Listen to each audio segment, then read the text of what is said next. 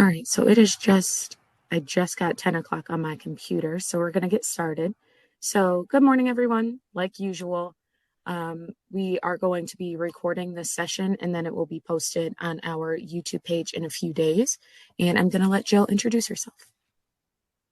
Good morning, everybody. I know a lot of you that are on the call, and thanks to everybody for joining this morning.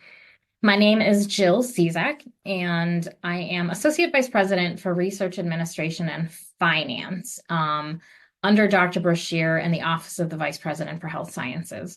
The office that I'm situated in, and I'm going to tell you a little bit about that today, but the office that I'm situated in basically supports all of the health science schools across the university, all 6 of them. We actually include social work within the mix. And Dr. Brashear wears 2 hats on campus, as many of you may know. She's, in addition to being the Dean of the School of Medicine, she's also Vice President for Health Sciences, and that's the space that we're situated in right now. So I wanted to, and I mentioned this to the team who organized this morning, and thank you, Marcelli, for taking the time to do all of this and everything that you did to get it going, and for prompting me as many times as you did, reminding me that this was coming up. So very much appreciated. Wanted to just start off and put things in context a little bit. The whole idea behind the conversation that we're having this morning, and please feel free to put any questions in the chat, is to really let you know about, oh, hi, Dr. Noyes, how are you?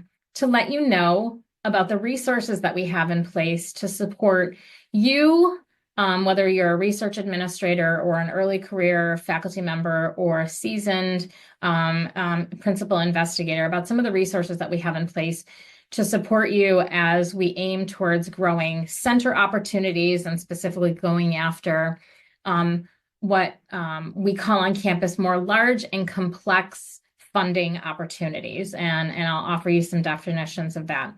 But to just put it in context, I think it's always nice to look at the data before we start having a conversation on some of these things. And so that you actually understand kind of how campus looks at the space that we're going to be discussing. So basically, from leadership across campus, and that trickles down to the deans and then basically goes out to your department chairs. And from an investigator perspective, what are the things that we're looking at across campus to determine how the university is doing in the research space that we're situated in? How are we moving the needle? And it's generally speaking 3 different measures. So we're going to be looking at activity as far as what is being pursued across campus, awards that result as a result of that activity. So how successful are we being in the proposals that are being submitted? Keeping in mind that generally speaking, the category of funding that we're going to be talking about today, more large and complex funding opportunities, just as you would recognize and just intuitively know, when you go after more significant awards, the percentages of success, generally speaking, go down. So we're looking at your success in that space. And then also we're actually looking at not only are you successful in that space, but how successful are we as far as the size and the scope of the award. And then the last thing is something that a lot of chairs and the deans are very closely looking at, because it's very important to campus leadership when it comes to tracking us for rankings and comparative analysis across other AAU institutions or R1 universities, is expenditures. So once the funds are actually here on campus, that you've applied for funding and you've been awarded, is there actually activity on those? And we judge that as a matter of expenditures. So to put it in context, of the 6 schools that our office works with across the health sciences, that really is the driver for campus. So approximately about half of all research activity, whether you're measuring it on awards, proposals, or expenditures, are being generated out of the health science schools. And if you keep in mind the fact that many of the faculty in the health sciences are wearing multiple hats, so they're wearing a clinical hat, they're also planning to do research, they're teaching, as compared to some of the more traditional academic units on campus. It's a significant amount of activity and something that investigators and all of the teams supporting them should actually be very, very proud of. So in addition, the one thing that I would say is that the space that we're talking about, going after center opportunities, going after more significant awards, generally that's actually a little bit more challenging to find in the health sciences space. I joke around, I used to years ago run a very large, actually, I think to date, UB's largest center historically. So it was a $50 million NSF center. And I always say that NSF, when you're looking at awards that they post, generally speaking, it has another zero on the end of it as compared to some of the things that we can pursue in the health sciences. But the team that we have in place and that we're going to talk a little bit about today is just basically in response to how we find those for you. So even though it is challenging to pursue more significant awards in the health sciences, here's a little bit of historical data for you, even just from fiscal 24. So 22 proposals last year. In North Campus, depending on who you speak with, they'll consider a large award $3 million or greater. For the purposes of our office, we basically say $5 million or greater, and that would be total cost on something. So of those in fiscal 24, there were 22, and more than half of them originated out of the health science goals. So again, something to be proud of and to recognize that what we're doing to support is hopefully encouraging people and lowering the bar so that they understand that they can pursue more significant opportunities. And we've got a couple of examples of ARPA-H and PCORI up on here, but we'll talk about that as well. So another good thing to know if you're actually, if you're an early career person, or if you're putting a team together and you're interested in forming a center, group of investigators to go after something more complex, but you're not necessarily familiar with what the right fit might be as far as a particular RFP, or if your team should be focused on one aspect of research or another, because usually, and that's the beautiful part of team science, is that when you bring multiple investigators together with lots of different experiences, sometimes your research question or the thing that you want to investigate, it can be shaped based on the strengths or the balances of all those investigators. So our office, if you're ever interested and you're really thinking about starting something from ground up, because sometimes collaborations happen naturally and sort of organically, and then other times they're very deliberately planned. You know that you have a group of people and that you need to fill a piece of the pie with somebody who has experience in this bucket or that bucket. So the data that we have that we can share with you is just stuff that you can probably access yourself, but we have it on hand and we pull it regularly. So where is NIH submitting, or where is NIH investing a lot of their resources? And I say that with a chuckle because I created this slide about 6 months ago, and now I say that out loud, and I want to scratch my head because we all know that NIH is very, things could change significantly within the next month or so because of the change in leadership down in DC. But we have data like this. The other thing that we can also break down for you is, where has NIH or other agencies, where have they been investing into specific buckets as far as are they looking at aging research? And you'll see that through the Office of the Vice President for Health Sciences. We had seed funding to encourage people to start projects in the aging space because of the growth that we've seen in those areas. Similarly, we had seed funding projects to bring teams together, interdisciplinary teams, and health and AI. And actually, Dr. Noyes and I worked on that together. The VPR was very much a partner in the seed funding proposal that we put out. And we funded 4 new projects and investigators who were intended to collaborate across not only the health sciences, but were required to collaborate with engineering or other units on campus to set the foundation for some of the things that we're just going to talk about briefly today. I should mention, I'll pause for a second. If anybody has questions, please feel free to put them in the chat. I'm going to watch for that. I do have a hard stop at about 10 of, because of another meeting that I have to get to. So just keep that in the back of your mind. That will end a little bit early. And if I'm talking too fast, tell me to slow down. I was raised by a bunch of old Polish ladies, and that's what we do. So, and I guess I picked up the trait. So you can just tell me to like put the pause button on at a certain point if need be. So what are the things that we do to build collaborations and help you, whether it's directly with you as an investigator or as a research administrator or a newcomer to the university? There are things that we do that are very hands-on, one-on-one, and there are things that we do through our office and through other offices on campus to generally bring people together in a more broad manner. And so examples of that.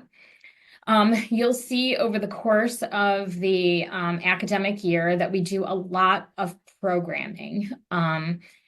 What is the intent behind the programming? It's to basically lower the barriers for you, make you aware of what's happening with other faculty on campus, what space they're situated in, and bring people into the same rooms that are focused and are interested in answering some of the same questions.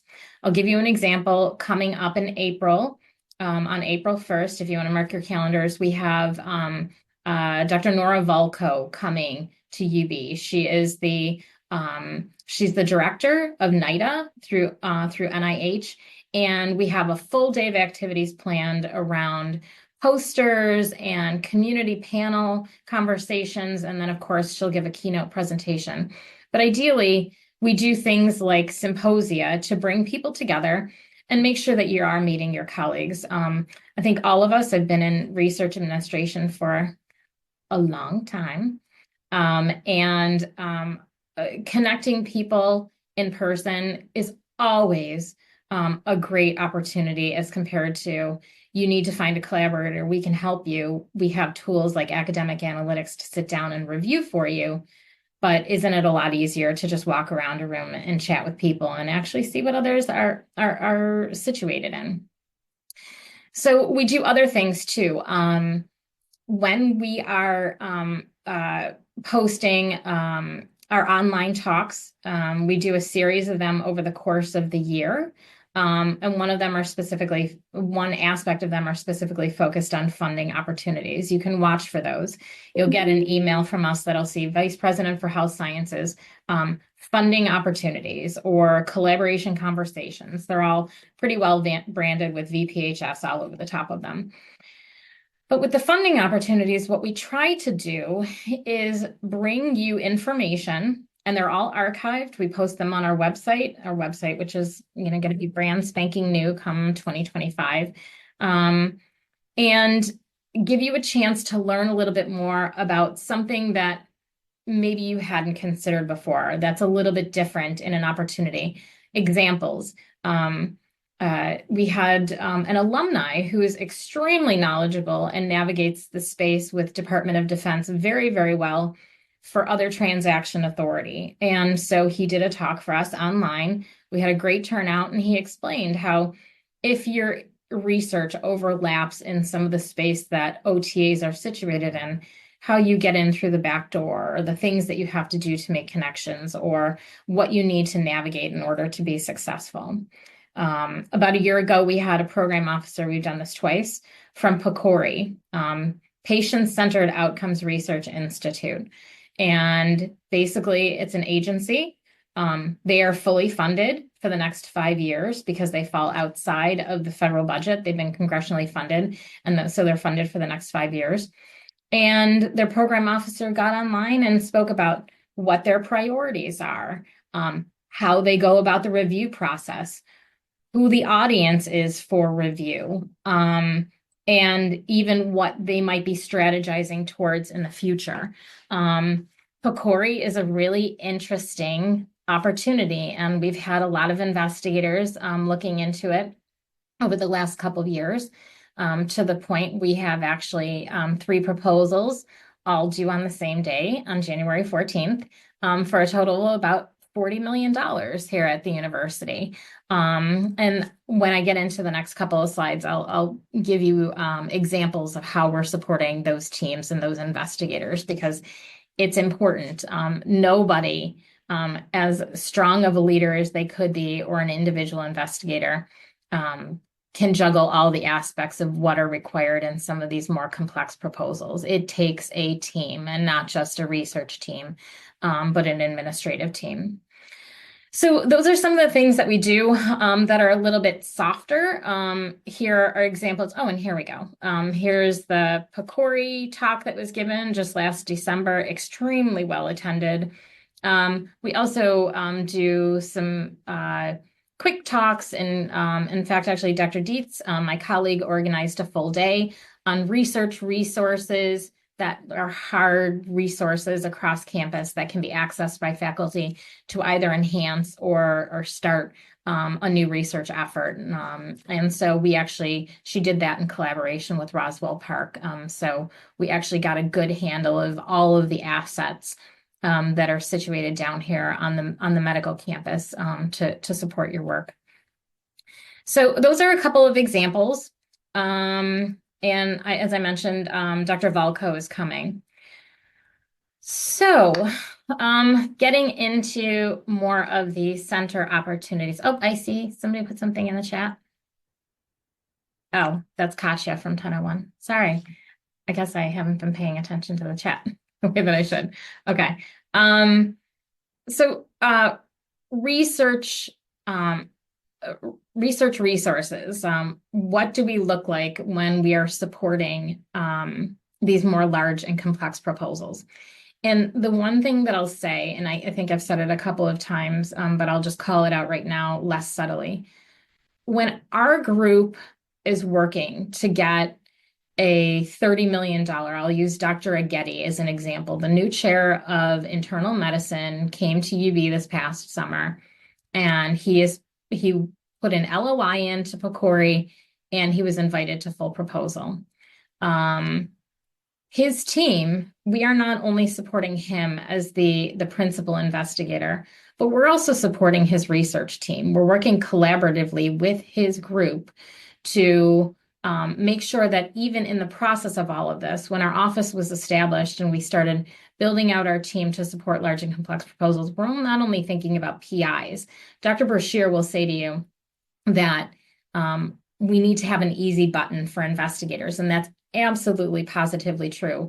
But the other thing that we want to do is make sure that our colleagues who are in research administration, when some of these opportunities come up, it's not all on their shoulders, and they are burning the candle from one end to the other and are living their jobs for a period of 3 or 4 months during proposal, to the point that everything else is being neglected to their detriment, and they have to play catch up. So we are supporting not only investigators, but our research administration colleagues as well.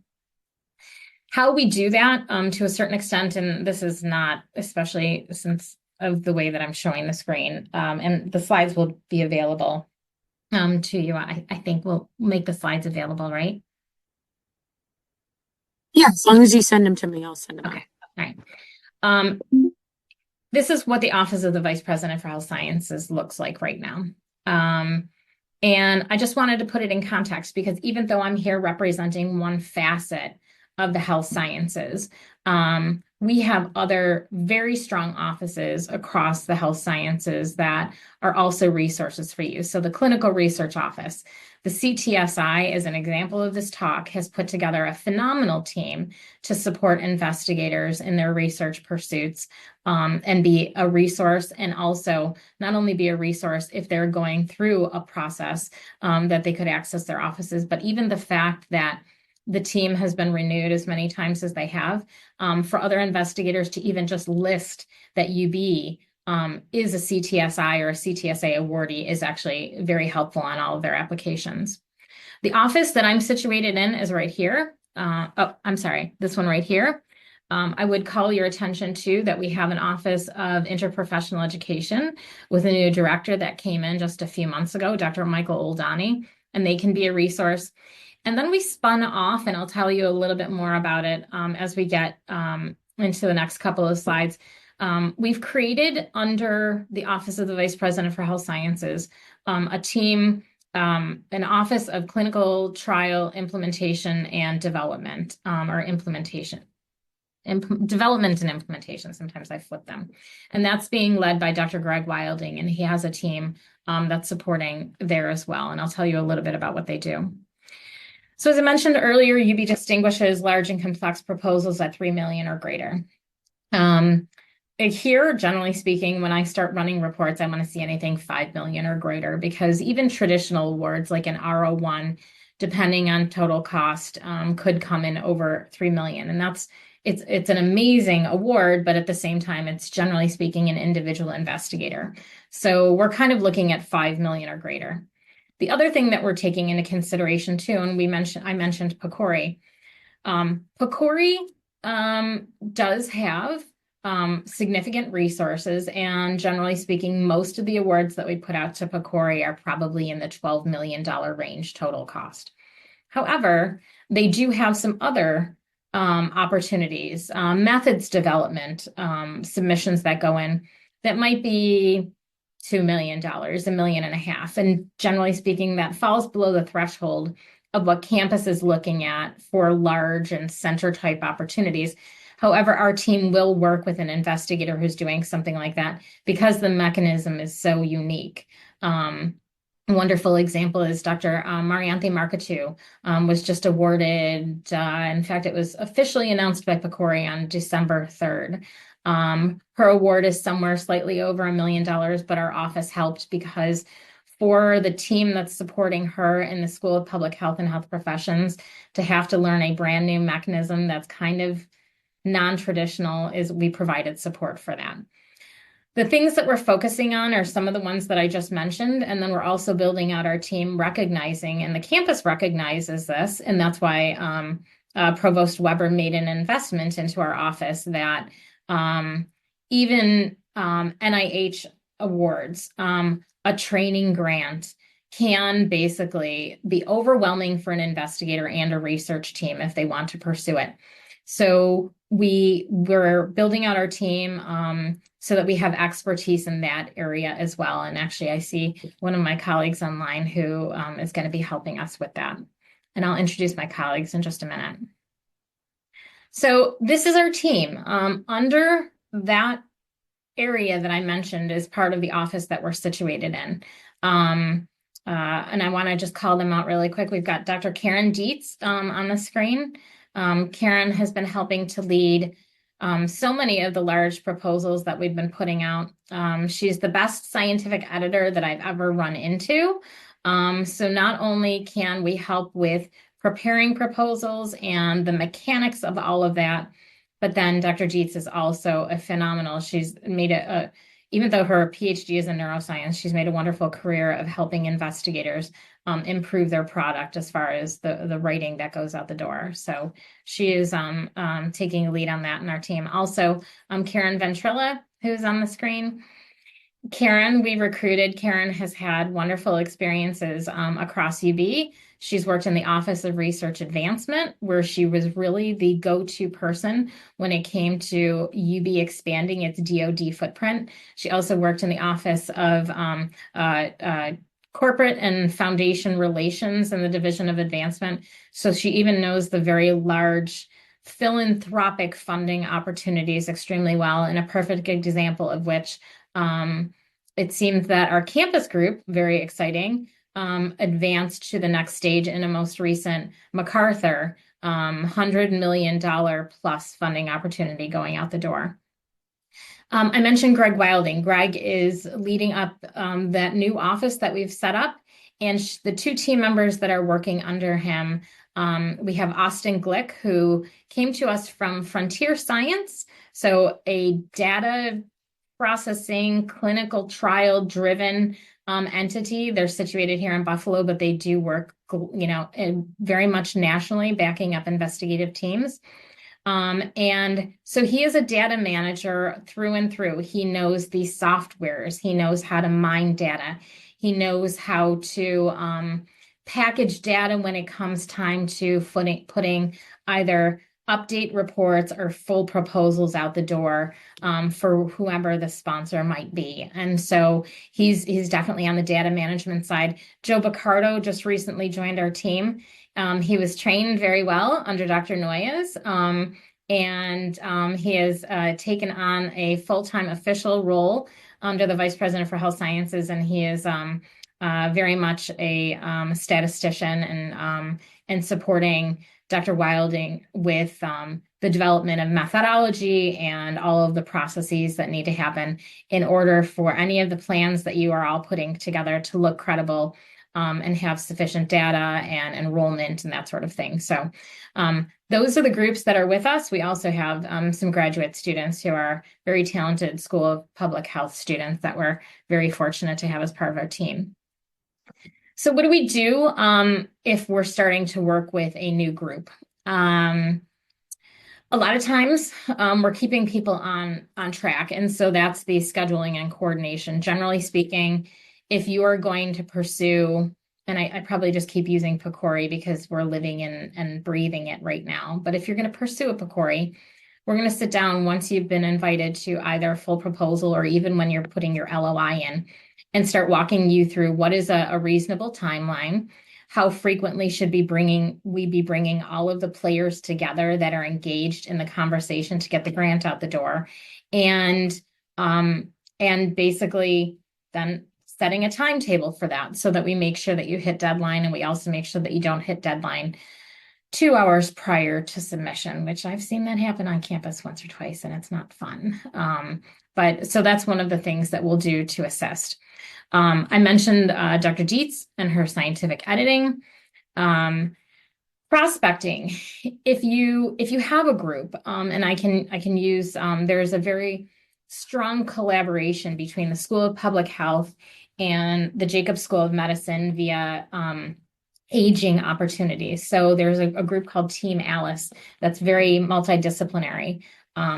Sometimes we're out there and we're looking for major funding opportunities for them. So if you know you have a group and there are strengths across your team, maybe not fully built out, come to us. And we not only have access to the more traditional resources for prospecting, but all of the members of our team are very strategic. So Karen Ventrilla, Beth Dolph, who is joining us in January, Dr. Dietz, all have a 2-year vision of where we think the funding opportunities may be, because we often try and get into a groove and understand cycles. So come to us if you don't necessarily know the exact opportunity. We can help with prospecting and finding you that too. And to the point that hopefully come January, February, we're going to be able to announce a new tool that's been developed for us specific for the health sciences by North Campus to help with prospecting. Spin is fine.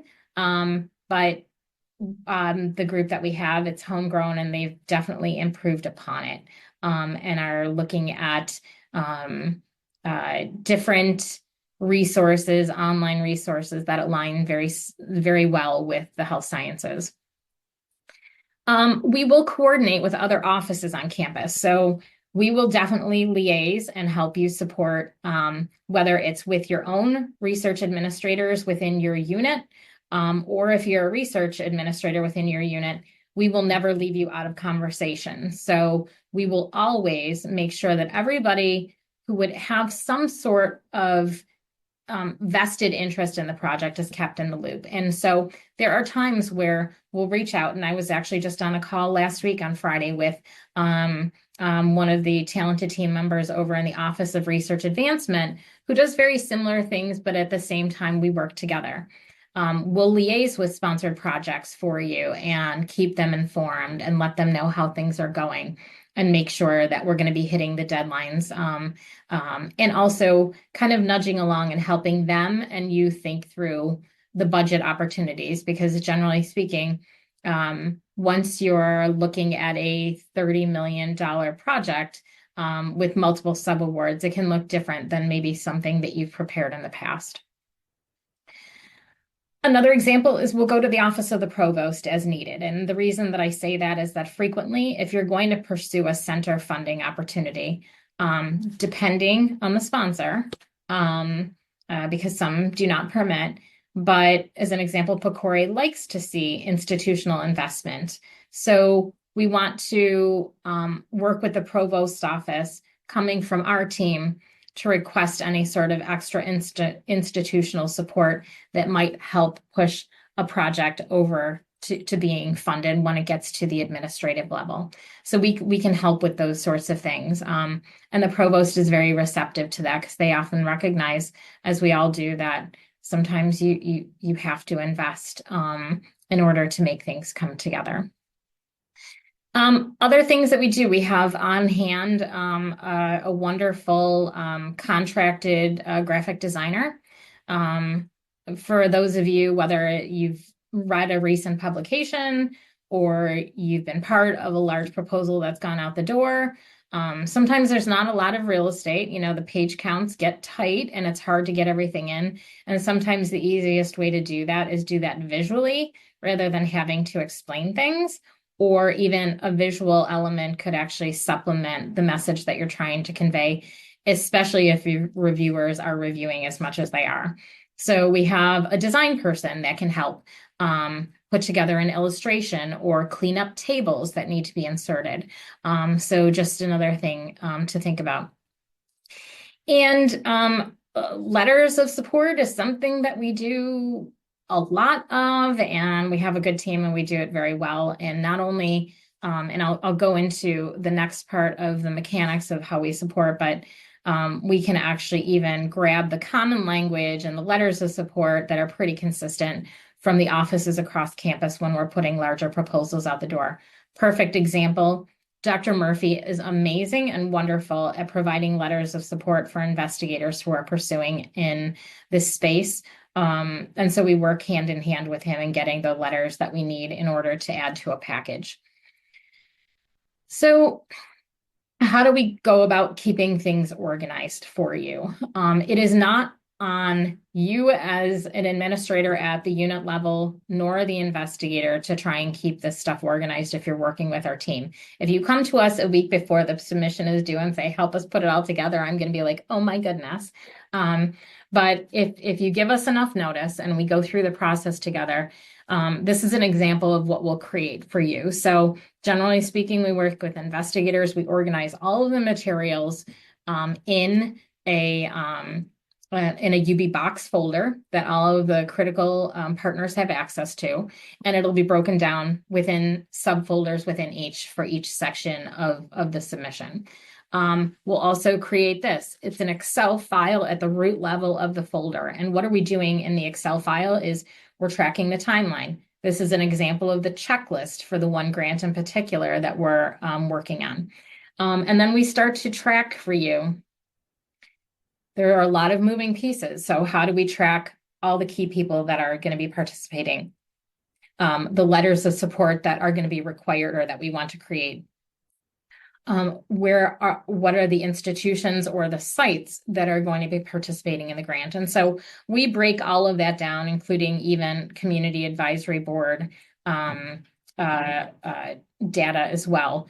Often, if you've not done this before and you need to put something together that's more center scale, we can also give you examples of what does an advisory board look like for composition? How frequently are they meeting?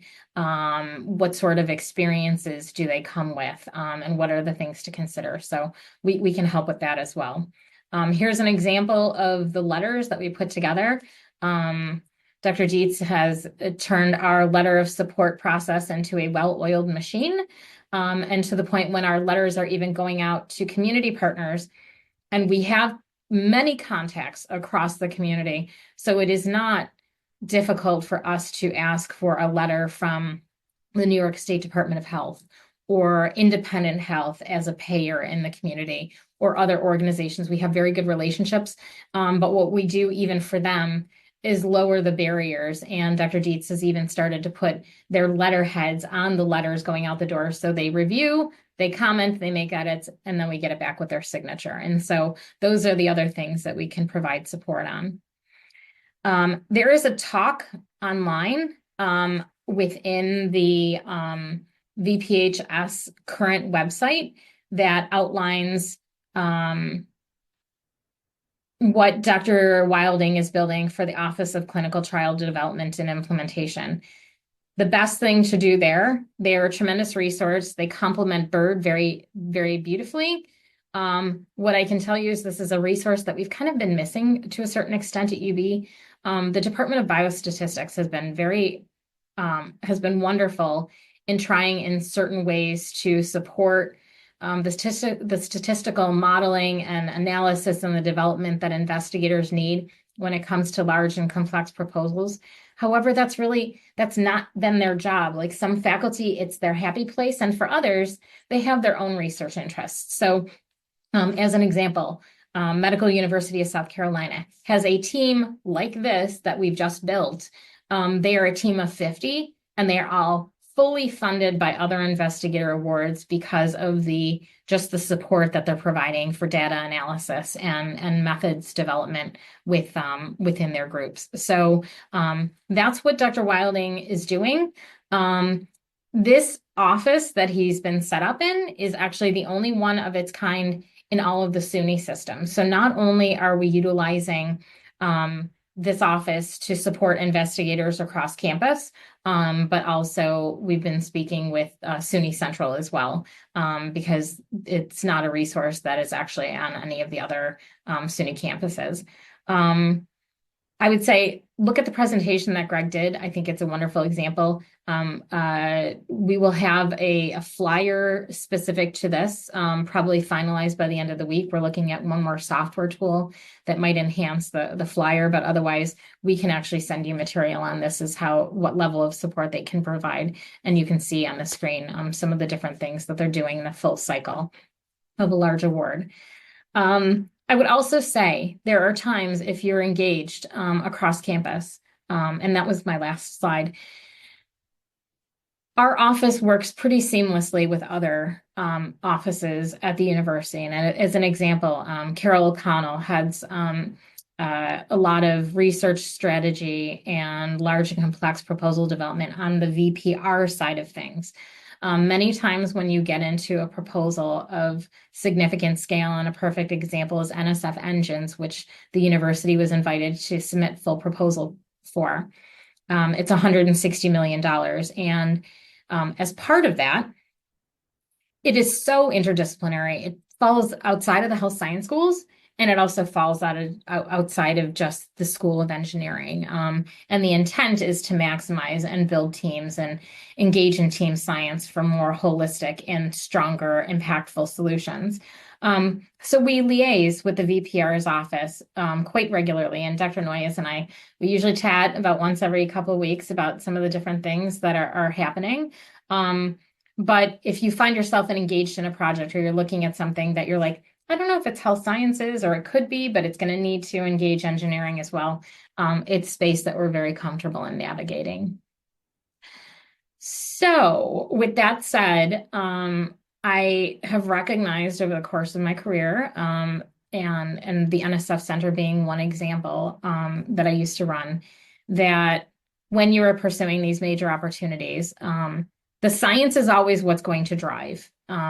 If your science is strong, that's what's going to get something funded. However, all of these other elements, whether it be letters of support or bio sketches, and making sure that they're consistent and clean, really do have an impact. And that's why we want to make sure that we have a talented team. And I'm very fortunate to be part of a team that brings so much to the equation to support you in these pursuits. But it really does take orchestration and coordination and a lot of support. So don't think that if you wanted to consider something like this, that you don't have some place here amongst our group, the support that you'll need in order to pull it off.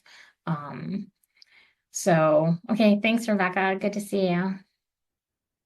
Any questions before I probably have 10 minutes before I have to scoot, if anybody has anything.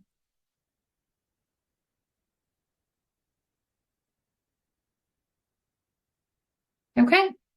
Well, thank you very much for organizing. Thanks to each of you for taking the time. I do hope many of you consider going after something of this scope because it's space that we want to be in, and it can be very, very exciting to be working on something of a larger scale. It's pretty fun, except when it's January 13th and three things are due the next day. But that's okay. Happy New Year. All right, thanks everybody. Happy holidays to all of you.